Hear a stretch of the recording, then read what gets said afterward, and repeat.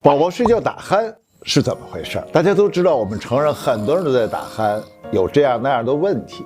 可是宝宝也打鼾，有的宝宝胖一些，有的宝宝睡眠姿势总是不正常，会发出很多的打鼾的声音。有的宝宝啊，打鼾跟成人差不多，哎呦，感觉到这是怎么了？有的宝宝打鼾，哎，就是轻声细语，一阵儿一阵儿，换个姿势就没了。有的宝宝打鼾跟吹哨一样，滋儿啊滋儿，哎，这样的打鼾的方式在我们很多宝宝身上都会有发生。那到底是为什么呢？其实在我们成人世界当中，好多类似的现象，你一想你就理解了。口琴你变换不同的位置，声音不同，为什么？里边的簧通气的方式不一样。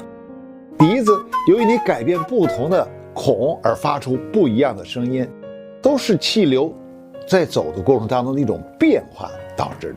那我们打鼾呢，就是这样的一个原理。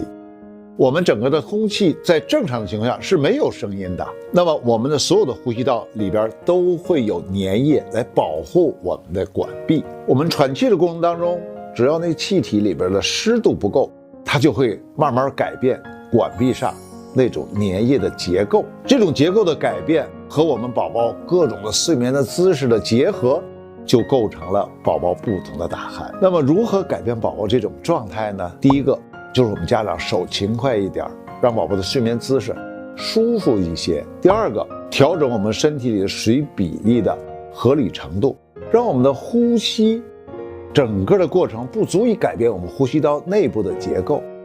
那我们大家就应该注意多喂点水。